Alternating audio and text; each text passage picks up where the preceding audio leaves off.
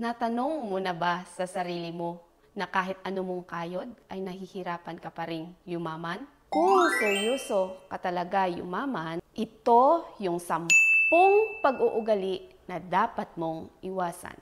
Ang pag-uugali ng isang tao ay isang mahalagang tools para magtagumpay sa buhay. Ito ang magdidikta kung saan ka makakarating. Sabi nga ni Napoleon Hill, whatever the mind of a man can conceive and believe, it can achieve. Kaya gusto kong i-share sa iyo ang 10 pag-uugali na dapat mong iwasan para yumaman. Kung handa ka na, let's go. Pero bago yan, panoorin mo muna ang intro.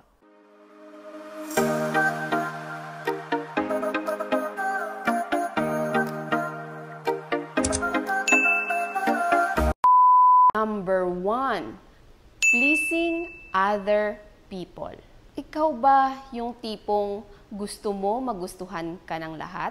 Yung kailangan mo sumunod sa uso para mapa-impress ang iba? Alam mo, kahit anong gawin natin, hindi mo makokontrol ang iisipin ng ibang tao sa'yo. Mabuti man o masama ang iyong gagawin, may sasabihin pa rin sa'yo. Kaya instead na mag-focus ka sa kanila, mas fokusan mo ang sarili mo. Number 2, living outside your means. Ito yung gastos ka ng gastos at lampas na pala sa sahod mo. Palagi ka bang nagsha-shopping or nag-o-order online? Gaano ba kadalas ang COD at add to cart? Hindi mo na mamalayan na lampas ka na pala sa monthly budget mo. Okay lang to treat yourself once in a while, but not to the extent na apektado na yung finances mo. Number 3, alam ko na yan, mindset. Yung hindi mo binibigyan ang sarili mo mag-grow, palagi mong iniisip na mas magaling ka sa lahat. Pero yung totoo, natatamad ka lang mag-aral. Kaya walang improvement sa buhay mo.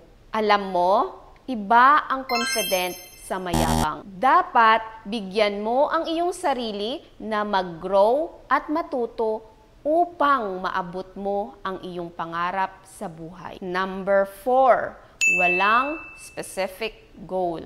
Ano ba ang goal? Ito yung target mo sa buhay.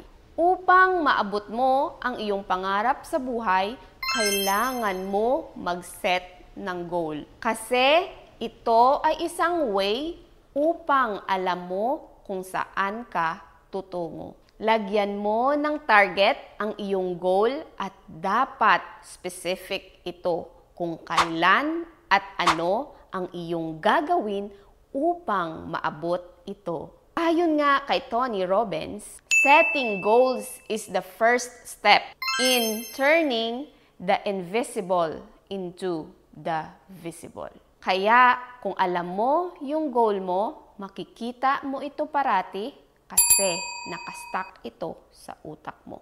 Number 5, negative thinker. Isa ka ba sa mga tao na maraming what if sa buhay?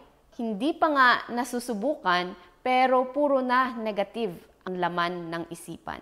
Gaya ng paano kung malugi? Paano kung mali ang ginagawa ko? Paano kung hindi nila magustuhan? Kung puro ka na lang negative, talagang hindi ka uusad.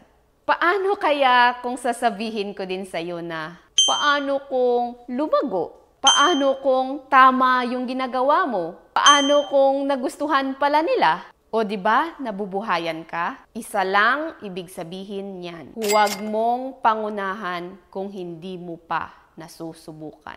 By the way, palambing naman. Kung bago ka pa lang sa channel ko, please subscribe.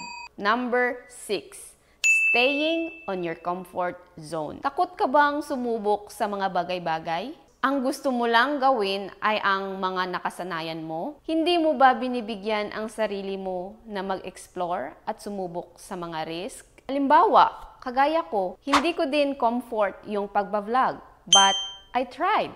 alam mo, kung gusto mo matuto, dapat kang mag-explore sa mga bagay-bagay na hindi mo pa nasusubukan. Another example, yung pagnenegosyo at investment. Alam mo, lahat ng bagay ay may risk. Either magbigay ka ng time, maglaan ka ng pera, bumili ka ng mga gadgets, o kung ano-ano pa. Pero ito kasi, paano mo malalaman ang iyong potensyal kung hindi mo sisimulan? Kagaya ko, paano ko malalaman na kaya ko pala o nagugustuhan pala ng ibang tao kung hindi ko sinubukan? Sa umpisa lang yan, mahirap. Kahit ako naman, kasi walang madali sa umpisa. Tandaan mo, ang tagumpay ay sa labas ng ating comfort zone or nakasanayan. Kailangan mo mag-build ng confidence upang mawasak mo ang wall sa comfort zone mo. Number 7, procrastination o tinatawag na manana habit. Familiar ka ba sa habit na ito? Ang manana habit o mamayana habit ay isang negative trait natin bilang tao. Sino ba naman ang hindi gusto na mamaya na o later na gagawin ang isang bagay? Pero alam mo ba na napaka-dangerous na habit ito? Kasi hindi mo matatapos ang iyong gawain sa takdang oras. So kapag may goal ka, hindi mo ito maaabot sa iyong target. Halimbawa nito ay, sa susunod na araw na lang, saka na, mamaya na, bukas na lang. Naku, kung ganito ka, for sure, mahihirapan kang yumaman. Dahil ang taong successful ay gigil na tapusin ang kanilang gawain. Number 8, may bisyo, gaya ng alak at sigarilyo. Hindi naman lingid sa ating kaalaman na napakamahal na ng bilihin ngayon. Paano pa kung may bisyo ka? At sana sa ipagbibili mo nito ay iipunin mo na lang. Magkano kaya ang maiipon mo? Sige nga, computein natin. Ipagpalagay na lang natin na 50 pesos per day ha, kasama na ang iyong alak at sigarilyo. Pero alam ko, lampas pa dyan eh. Pero estimate lang natin na 50 pesos. So, 50 pesos times 7 days in a week. Magkano? Equals 350. 1 week pa lang yan. Paano kung 1 month na? So, 350 times 4 weeks. Hala, 1/4 na agad sa isang buwan. Paano pa kung 1 year? So, 1/4 times 12 months. Magkano kaya lahat? Hulaan mo nga.